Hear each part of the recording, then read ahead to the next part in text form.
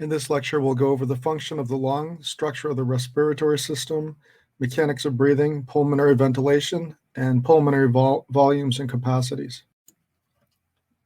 The term respiration has two senses. One is cellular respiration, which we covered in an earlier chapter. That's O2 utilization and CO2 production by tissues. And remember, in aerobic cellular respiration, oxygen served as the final electron acceptor, and it was turned into water.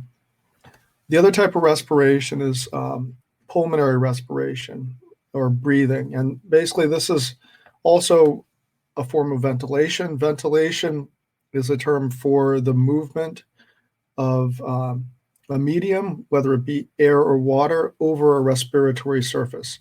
So for us, the medium is air, of course, and respiratory surface is deep within our lungs, and it's called the alveolar region of our lungs. And so we'll get to that later. And so what we're principally concerned with is the exchange of oxygen and CO2 within the lungs. And the respiratory system has multiple purposes. One is, of course, the gas exchange with the environment. And the second is the regulation of acid-base balance during exercise. So the big picture view of the function of the respiratory system is, first of all, we're going to talk about in this chapter the means of gas exchange between the external environment and the body. So, of course, our cells that are doing aerobic respiration are constantly using up oxygen, and so we need to replace or replenish that oxygen. At the same time, when we do aerobic respiration, we're generating CO2 constantly, and so we need to get rid of that CO2, and so we breathe that out. And then the third thing, which is covered in much more depth in the next chapter, is regulation of acid-base balance. So ventilation is a mechanical process, involves moving air in and out of the lungs, and that's going to be a bulk flow of air. And the movement of that air is based on pressure differences. Air is going to always move from a region of high pressure to an area of low pressure. But at the cellular level, in order to get oxygen into our body at the level of the alveoli, which are these little sacs that contain air within our lungs, and the pulmonary capillaries, we rely on diffusion, which is the random movement of molecules from an area of high concentration to an area of low concentration. And after, once we get to the level of tissues, again, diffusion becomes very important. Oxygen will diffuse out of the blood plasma, and it will enter into the interstitial space and then into cells. And CO2 will do the opposite. It's being generated in cells. It will diffuse out from the cells into interstitial space and then into the blood plasma. We can divide respiration into four processes. The first is pulmonary ventilation. Air enters our lungs, and it's going to contain oxygen. And then air will leave our lungs, and this will contain a higher level of CO2 than in the atmosphere. Now, the next level within this, or process within this whole category of respiration, is alveolar gas exchange. So at the level of the alveoli, oxygen will move into the blood, and CO2 will move from the blood into the alveolar airspace, and then it'll move out. So the oxygen will then bind to hemoglobin within our red blood cells. The next step is then gas transport or circulatory transport. So the blood will now contain a high level of oxygen. At the level of the capillaries within tissues, we get to the next exchange, which is systemic gas exchange. So then we have diffusion of oxygen out of the blood plasma and into the interstitial space and into the systemic cells. At the same time, CO2 is picked up by the blood. And then we go back to the circulatory transport of these gases, and then back to the lungs. And the whole process then starts all over again. So our take-home messages are that the primary function of the pulmonary system is to provide a means of gas exchange between the environment and the body. The respiratory system plays an important role in the regulation of acid-base balance during exercise, and that the exchange of respiratory gases between the atmosphere and the cells of the body involves For continuous processes, ventilation, alveolar gas exchange, circulatory transport of the gases, and systemic gas exchange. We'll next look at the structure of the respiratory system. So air, of course, enters through the nose, going into the nasal cavity. In this cavity, the air is warmed and humidified. Air may also, of course, enter through the mouth, where it's warmed and humidified also. From there, air will go into the pharynx, which is a common tube that leads to both the respiratory system as well as the digestive system. So, of course, the esophagus brings food to the stomach, and the trachea brings, larynx and trachea bring air to the lungs. At the next level, in terms of the respiratory system, we have the larynx. The larynx contains the vocal cords. And then below that, it transitions then to trachea. You'll notice that the larynx and the trachea both have cartilaginous rings. These help to maintain airway patency, meaning that the airway is held open even as you breathe in. And then you get to eventually the bronchus, and we'll go into greater detail in the next slides, but we then, of course, have the two lungs. And then within the lungs, we'll have the alveoli, which will be the site of gas exchange. I should mention that the division between the upper airway or upper respiratory tract and the lower airway or lower respiratory tract is at the level of the vocal cords in the larynx. So anything above the vocal cords would be considered the upper respiratory tract, and anything below the vocal cords would be considered the lower respiratory tract. The lungs are enclosed by membranes called pleura, and there are basically two layers. There's the visceral pleura, which cover the outer surface of the lung. So if we look at here, this is the visceral pleura. If we zoom in, you can see it here. Here's lung tissue, and there's the visceral pleura. And there's also another layer called the parietal pleura. Now, this layer actually lines the thoracic wall. So there's a connection between this pleura and the thoracic wall. And between these two pleura is a pleural space, and which is filled with fluid. The purpose of this fluid-filled space is that it allows these two pleura, the visceral pleura and the parietal pleura, to slide past each other. So in other words, as the lungs are expanding and collapsing and changing volume, there could be a lot of friction as the lungs move in relation to the thoracic cavity. But this thin layer of fluid within the pleural space acts as a lubricant, so it prevents any sort of friction and so forth. So it really helps to protect the lungs. So this intrapleural area or intrapleural space has a lower than atmospheric pressure. And the reason for this is because the lungs have a tendency to collapse inwards. At the same time, the thoracic cavity has a tendency to expand outwards just by elastic recoil. And therefore, there's a kind of negative pressure relative to atmospheric pressure that's generated within the intrapleural space. The idea that the subatmospheric interpleural pressure is due to elastic recoil is illustrated in this diagram. The lungs have a tendency to collapse inwards, so that generates a kind of force, inward force.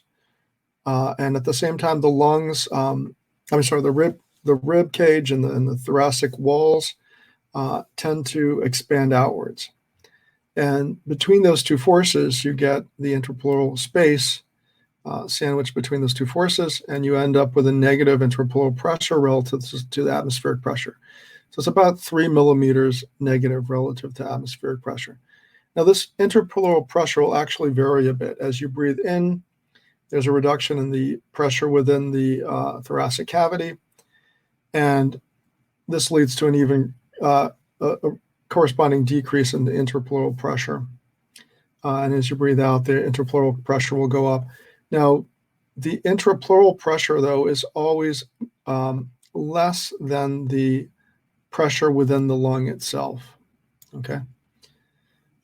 So another way of understanding this is to think about a suction cup. So when you pull on put a suction cup on a wall or a sheet of glass, then you pull upwards, you generate a region of lower pressure within the suction cup due to that force that you're applying to the suction cup.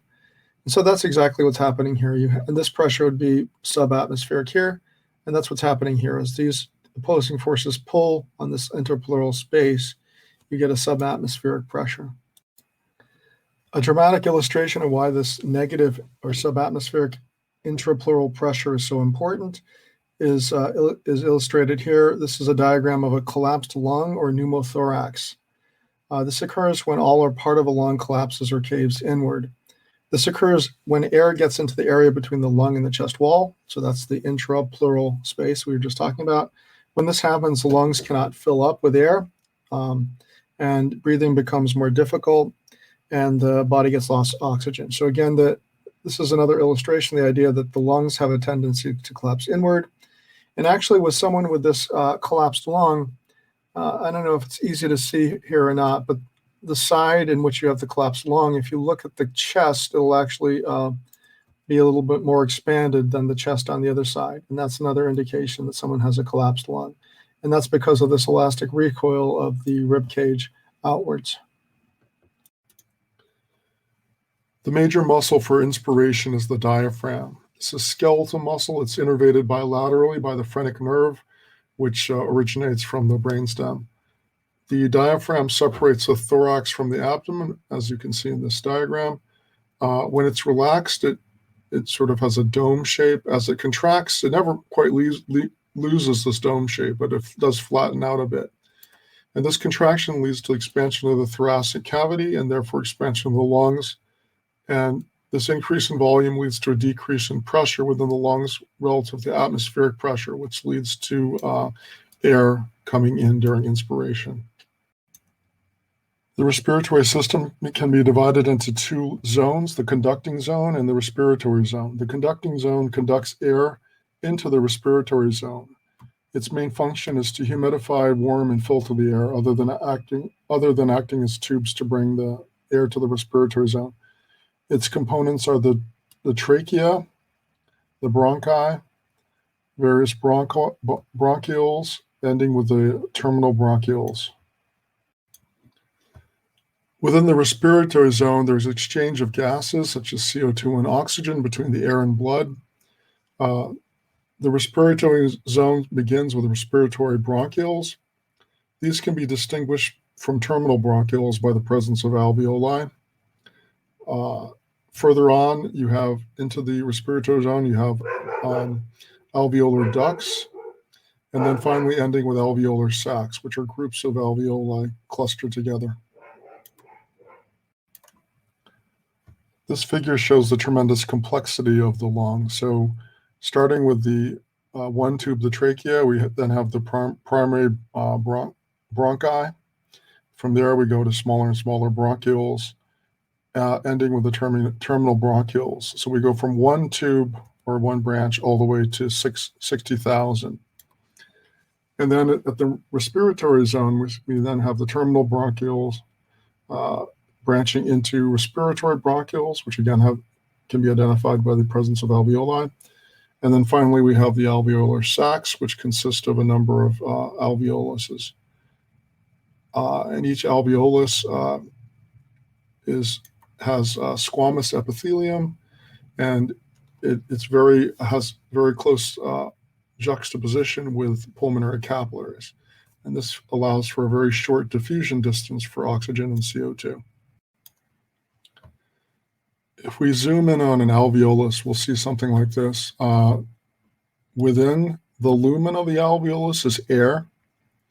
We have two different types of alveolar cells. There's type 1 alveolar cells. Those are the ones that are squamous epithelium. They're very thin. And these are the ones that allow for diffusion of oxygen from the alveolar airspace into the pulmonary capillaries. There's also type 2 alveolar cells. These are cells that release a substance called surfactant. Surfactant molecules are are amphipathic, meaning they have characteristics of being both lipophilic and hydrophilic at the same time. And that type of molecules is similar to a detergent molecule you used to say clean your dishes. And that's it, that it is allows for fats and oils to be mixed with water. Now, within the alveoli, the function of the surfactant is to reduce the surface tension. Surfactant means surface acting molecule. So if we look at this diagram here, we can look, say we have water in a dish or something like that. Within that water, there's interactions due to hydrogen bonding between the electronegative, partial negative end of the oxygen and the partial positive charges where there's hydrogens. And so because of that, these water molecules tend to chain together. They have interactions through these weak hydrogen bonds. But at the surface, you'll notice that the molecules at the surface aren't able to interact with anything except for their neighbors, which are below and to the side. And due to these interactions and the fact that they're asymmetric at the surface, this leads to a sort of skin-like surface tension. And this allows for things, animals like water striders, insects, to walk across water. Now, the surface tension has an interesting effect on water. It tends to make water pull in towards itself. So if you look at a droplet of water dropping, surface tension will pull it into almost a perfect sphere. And so exactly the same process would happen within the alveolus of the lung.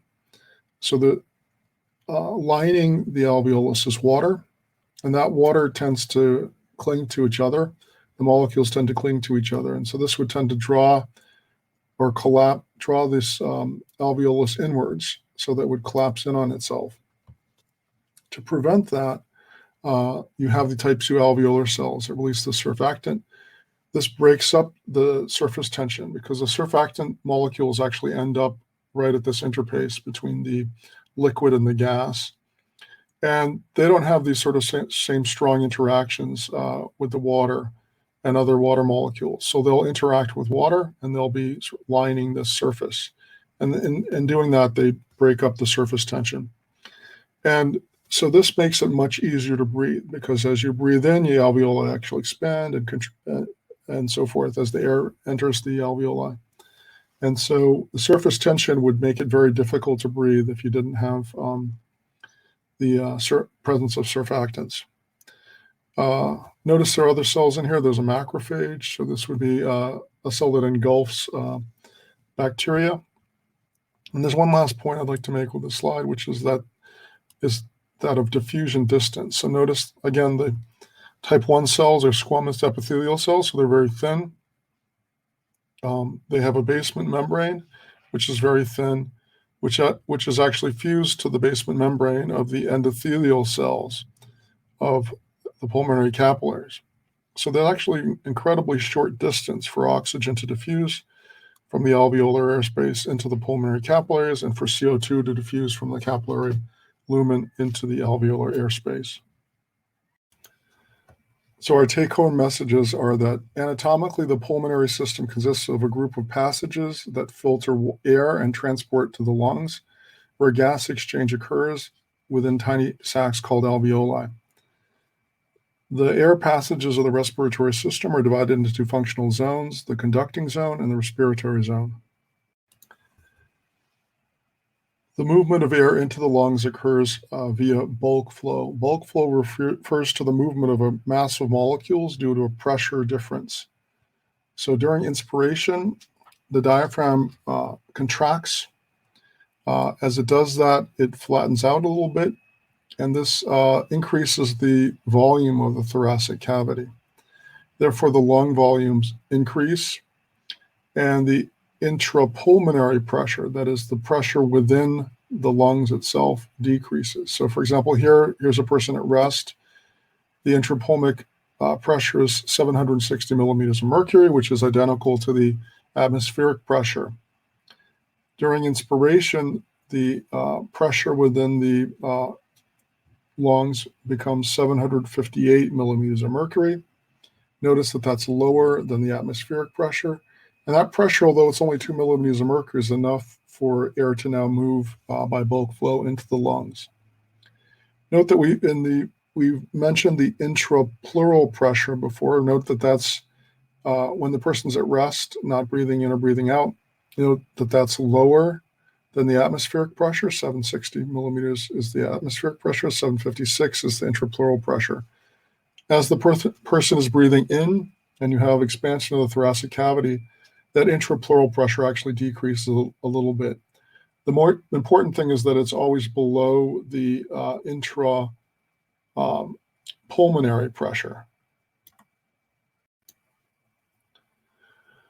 During expiration, the diaphragm relaxes. This means that the skeletal muscle fibers lengthen. As they lengthen, it's a little hard to see in this diagram, but you go from a more flattened appearance during inspiration to a more dome-like appearance during expiration.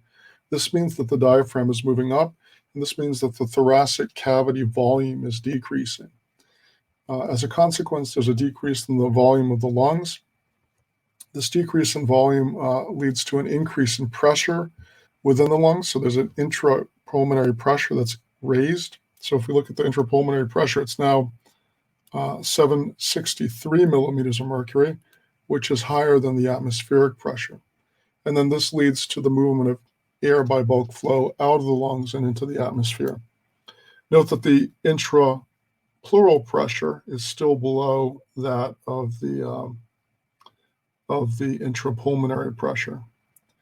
And eventually the person has expired air, and we go back to a rest state in which the intrapulmonary pressure is 760 millimeters of mercury, which is identical to that of the atmospheric pressure.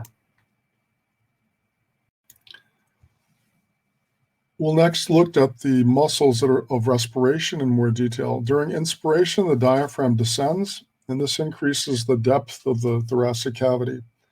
At the same time, and you can demonstrate this yourself by placing your hands on your chest, as you breathe in, you'll feel that your lips will lift upward and outward a bit.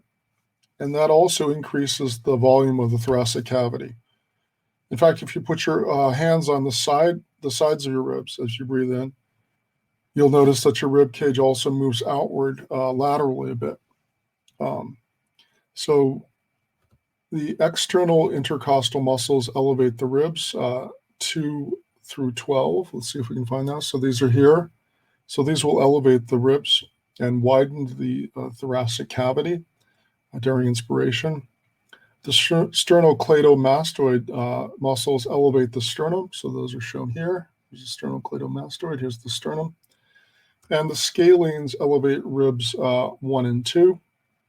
And it's not shown in this picture, but it is shown in the picture in your book. The pectoralis minor elevates ribs 3 to 5. The basic point of all this is that during inspiration, the dimensions of the thoracic cavity are increased, and then this leads to an increase in lung volume and a decrease in pressure within the lungs, and therefore you have movement of air from a region of high pressure, which is the atmospheric pressure outside of your body, to this region of low pressure, which is within your lungs. One way of understanding or modeling how these muscles work is to think about a pail and a pump handle. So if we look at the ribs, as these various muscles act on them, they lift the ribs upwards. And this increases the volume much as if you lift a pump bucket handle, then you increase the distance between the handle and the bucket. So you're getting an increase laterally. And that's exactly what happens as you breathe in. The ribs expand laterally due to this upward motion caused by muscles. At the same time, remember there's certain muscles such as the sternocleidomastoid that connect to the sternum. When those contract, that pulls the sternum upward and outward. So this is a bit like a pump handle. If you pull this upward and outward, you get more distance between the pump and the handle in here, and that corresponds within your thoracic cavity to an increase in volume. When a person is at rest, most of the work that's done to breathe or respire happens during inspiration. There's a number of muscles that are active, primarily the diaphragm, but to a small extent the other muscles that we mentioned earlier. On the other hand, when you're at rest, expiration is almost entirely just a passive phenomenon. So expiration is passive during normal quiet breathing. The lungs and the chest are elastic. So remember, the lungs tend to collapse inwards. The chest wall tends to expand outwards. But overall, if you combine these various, and also the diaphragm, right? It tends to, when it relaxes, it tends to move upward. So overall, when you combine these various things together, what happens during passive expiration is the diaphragm tends to move up, and the walls of the thoracic cavity, formed by the ribs and so forth, tend to move inwards. And so that leads to an increase in pressure within the lungs, and therefore the lung intrapulmonary pressure is higher than the ambient atmospheric pressure, and therefore there's expiration of air. Now, in a situation in which you're exercising, things change a bit. Now there are muscles that are actively involved in expiration. Some of the most important ones are the rectus abdominis muscle and the external abdominal oblique. These contract during active expiration, if you're, say, exercising, and these tend to compress the thoracic cavity. What they do is they squeeze on the abdominal cavity, and this pushes the diaphragm up more and therefore decreases the volume within the thoracic cavity. At the same time, there are internal intercostal muscles that pull downwards on the ribs. And so this has the opposite effect of the bucket handle we showed in the previous slide. So this will pull downwards and this at the same time inwards, and therefore that decreases the volume of the thoracic cavity. And so overall, what happens during expiration is the dimensions of the thoracic cavity are decreased, whether you're doing passive expiration or active expiration, and this increases the pressure within the thoracic cavity, and this leads to a pressure increase within the lungs, and air moves by bulk flow out. Historically, it was believed that respiratory muscles do not fatigue during exercise. However, there's current evidence that suggests that respiratory muscles do fatigue during exercise. During prolonged exercise that is greater than 120 minutes in duration, or during high-intensity exercise of 80 to 100% VO2 max. So what happens to these respiratory muscles? Well, they'll increase their oxidative capacity, which improves their endurance. The other thing that happens, there are also muscles that are involved in upper airway patency. This is the ability to keep the upper airways open. Those muscles you probably don't think of, but they're also involved in breathing. And those also get better. They increase their oxidative capacity, and they become more fatigue resistant. And so by being able to open up the upper airway, that helps to reduce the work of breathing also. So that also helps with training. One factor that has an enormous impact on airflow is airway resistance. If we look at this tube here, we can see that airflow through the tube is dependent on the pressure difference. So we have P1 at one end of the tube and P2 at the other end. So the higher this difference, or delta P, the higher the airflow. So for example, if we double the pressure difference, there'll be a doubling of the airflow. Resistance will reduce the airflow. So for example, if we double the resistance, then the airflow will be cut in half. And so this is very important because there's a number of conditions that can lead to changes in resistance, and relatively small changes in the diameter of, say, the bronchioles within lungs can lead to a large change in airflow. So for example, asthma would be one condition. Another condition would be chronic obstructive pulmonary disease. We'll next look at two different conditions. One is chronic obstructive pulmonary disease, or COPD, and the other is asthma. So as you can see in this picture, COPD is characterized by emphysema and chronic bronchitis. So often these two conditions occur in conjunction. So bronchitis is an increase in mucus and inflammation, as you can see here. And emphysema is the destruction and enlargement of air spaces. So normally in a healthy lung, you would have an alveolar sac, which consists of many separate alveoli. With emphysema, there's destruction and enlargement of these air spaces. This means that there's a reduction in the overall surface area as you have fewer of the individual alveoli.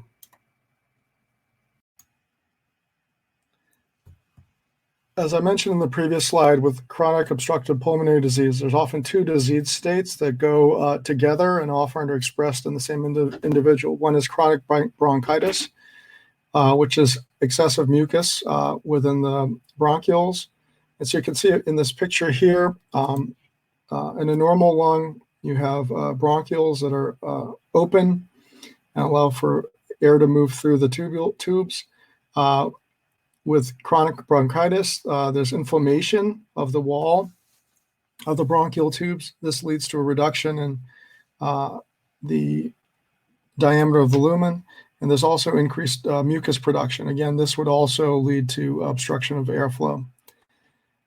A person who has chronic bronchitis may also have emphysema, which, as I mentioned in the previous slide, leads to the collapse of the alveoli into larger air sacs, which have a lower surface area. Emphysema may also lead to increased resistance. A consequence of these two disease states is that there's an increased work of breathing. This leads to shortness of breath and may interfere with exercise and activities of daily living. Asthma is another disease state that leads to decreased airflow. Asthma causes a narrowing of airways, and this is called bronchospasm, and it's due to smooth muscle associated with the bronchioles constricting. Associated with this is often also increased mucus, and so as you can see in this picture, there's a constriction of the bronchiole, and together with the increased mucus production, this makes a decreased diameter of the lumen, and therefore it increases the work of breathing. This is experienced as shortness of breath or dyspnea. It has many potential causes, such as allergies. It could be exposure to cold air. Exercise-induced asthma is another phenomenon. So bronchospasm may occur during or immediately following exercise, and it may impair exercise performance. Here are the take-home messages. The major muscle of inspiration is the diaphragm. Air enters the pulmonary system due to intrapulmonary pressure being reduced below atmospheric pressure. At rest, expiration is passive. However, during exercise, expiration becomes active using muscles located in the abdominal wall. For example, compression of the abdomen by the rectus abdominis and the external oblique muscles tend to compress the abdomen, leading to a compression of the thoracic cavity, and this helps with active expiration. The primary factor that contributes to airflow resistance in the pulmonary system is the diameter of the airway. We're next going to look at pulmonary and alveolar ventilation. Pulmonary ventilation is defined as the amount of air moved in or out of the lungs per minute. And unfortunately, it's difficult to show here, but in the book, they do show the dot over the V. So that indicates that this is a rate. It's the volume. V stands for volume of air per minute. So unfortunately, I couldn't do the dot here in this PowerPoint. But so tidal volume is the amount of air moved per breath. So we breathe in and out. And so if we just measured the amount of air you say breathe in, that would be the tidal volume. Of course, that's identical to the amount you breathe out. Breathing frequency is typically expressed as a number of breaths per minute.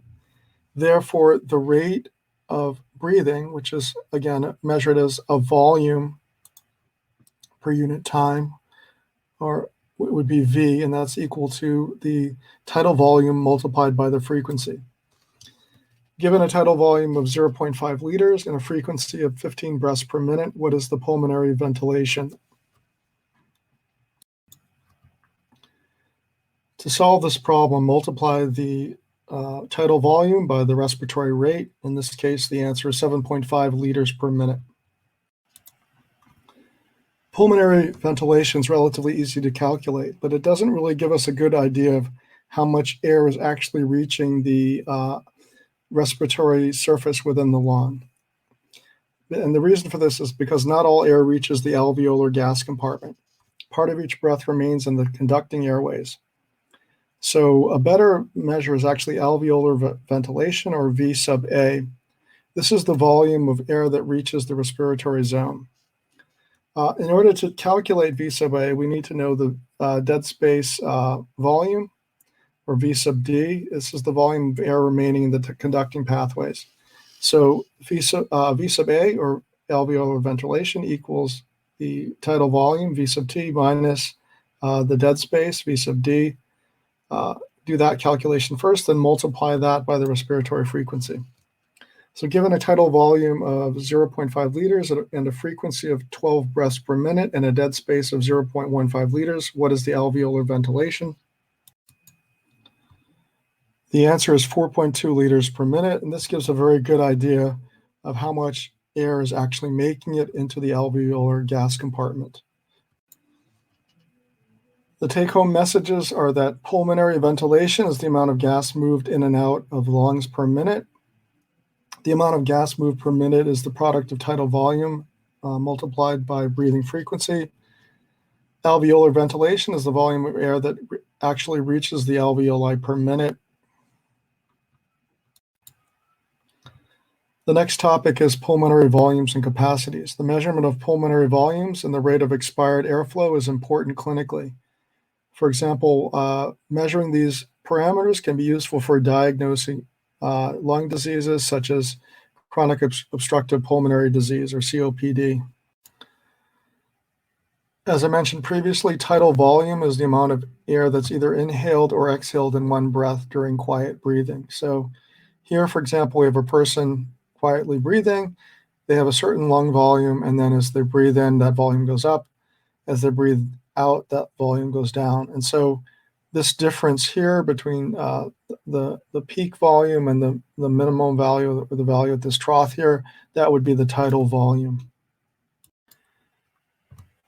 Imagine you're sitting with a patient and you ask them to inhale, and then at the end of that inhalation, inhale even more, as much as they possibly can. Well, that volume would then be the inspiratory reserve volume. So here's the person. They exhale, they inhale, and now they inhale even more. And by measuring this, you now have a measure of the inspiratory reserve volume. Another measurement that can be made is the expiratory reserve volume. At the end of expiration, the person is asked to expire as much air as possible. And that difference then between that, the volume at the end of the normal expiration and then the volume at the very end of this forcible or forced expiration would then give you the expiratory reserve volume. Another parameter that's quite useful is the residual volume. This is the amount of air remaining in the lungs after the expiratory reserve volume is exhaled. So in other words, you'd ask the person to exhale forcibly as much as they can, and then the remaining volume within the lungs is the residual volume. Note that we can't actually measure that directly because it's a volume that hasn't actually exited the lungs. So it can be estimated based on things like the person's weight and height and so forth. That's never very accurate. It can be measured indirectly by using techniques such as gas dilution, using a noble gas such as helium. So residual volume is quite interesting because it's determined by competing factors. So for example, the stronger the expiratory muscles, the smaller the residual volume. So you'd expect, for example, a young, healthy person might have a smaller residual volume than an older, out-of-shape person. It's also determined by other factors. Remember, there's the inward pull of the lungs that tends to decrease the residual volume. So that could be a factor. And then there's the outward pull of the chest wall that tends to increase the residual volume. So there's these three different competing factors that contribute to the residual volume. So far, I've been speaking about lung volumes, but you'll also see the term lung capacity used a lot. So there is a difference. Volumes are measures of the amount of air for one function, such as inhalation or exhalation. Capacity is basically two or more volumes that are then added together. And you can measure these also sometimes directly by asking the person or the patient to do a certain thing. So for example, you could ask the patient, well, how much can be exhaled at the end of a maximal inhalation? Okay, so we'd have the person inhale and then inhale even more. So we have the maximal inhalation. And then we'd ask them to exhale as much as they can of that, right? So this is actually multiple volumes, right? We have the inspiratory reserve volume plus the tidal volume plus the expiratory reserve volume. And we've measured that all at once by asking them to do that. The capacity I mentioned in the previous slide is in fact the vital capacity. It's the maximum amount of gas that can be expired after a maximum inspiration. And this is actually one of the most important ones because it gives you quite a good picture of the health of the person. So a person with a large vital capacity would be in good health. A person that has a much smaller vital capacity might be not in as good of health. And of course, you have to normalize this by things like the age, sex, height, weight of the person to get a good idea of where someone should be in terms of vital capacity. Another capacity is the functional residual capacity, or FRC. This is the amount of gas in the lungs after a normal expiration. So we can see here this person is doing inspiration and expiration and so forth, back and forth. And at the end of any one of these normal expirations, between that and zero would be the functional residual capacity. But of course, just as with the residual volume, we can't measure this directly, right? Because we can't actually, we're measuring flow of air and velocity of air, but we can't measure how much is actually in the lungs directly. But it can be measured in the same way the residual volume is measured, which is you can do a gas dilution experiment using something like 10% helium and oxygen. And then you look at the dilution, you can do some calculations to figure out what the actual lung volume is. Another capacity is the total lung capacity. This is the amount of gas in the lungs after a maximal inspiration. So you can see here, for example, this person is breathing normally, then they inspire and to a maximal amount here, and then the total lung capacity is this total amount. Again, this is one of these things you can't really measure directly. You'd have to figure out, for example, if you knew what the residual volume was or the functional residual capacity. If you knew either of those by doing a gas dilution experiment, you would then be able to simply add other things. For example, if you had the functional residual capacity, you could simply add the inspiratory capacity, and then you would have a good measure, a good estimate of the total lung capacity. This table gives you typical values of all the different lung or respiratory volumes we just mentioned, as well as the various capacities we just mentioned. So the goal of a lot of these things we just talked about, the lung volumes and capacities, is to be able to get a good handle on how healthy a person is. So again, vital capacity is something we can measure directly. If we have the equipment, we can measure the maximal volume of air that can be expired after a maximal inspiration. So again, you simply tell the patient to breathe in as much as they can and then breathe out as much as they can. That volume is then measured over a period of about 3 seconds or so, which is about how long it takes. And then you'd have a good idea of their vital capacity. And again, you might obviously have to normalize that a bit by the size of the person. A larger person would have a larger vital capacity and so forth. The other thing we can look at very directly and gives us a really good measure of the health of the person is the forced expiratory volume. So FEV1. This is the volume of air expired during the first second during maximal expiration. So in other words, you ask the person to breathe in as much as they possibly can, to inspire as much as they can. They then start blowing through a tube, and you measure the amount or volume that's expired in that first second.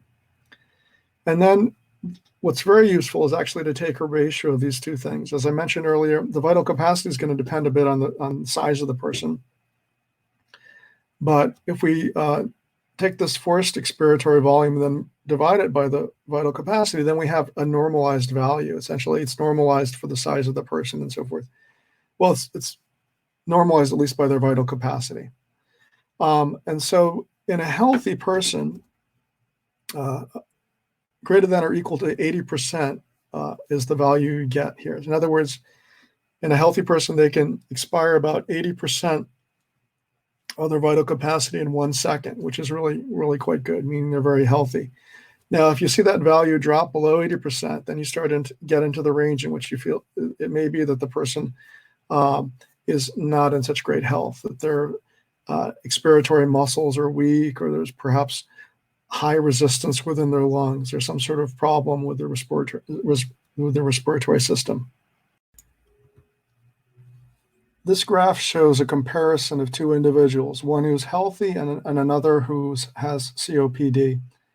Again, it's a relatively simple test. The patient is asked to breathe in maximally and then to exhale maximally. And that gives us an idea of the vital capacity. And also, if we measure the volume that's exhaled in that first second, that gives us the forced expiratory volume 1. So in the patient with let's take the normal patient first. So this person, now we wouldn't actually know the volume, or maybe they've measured the total lung capacity, and we somehow in this experiment, as we mentioned before, that is possible. But so we start off at 7.5 liters.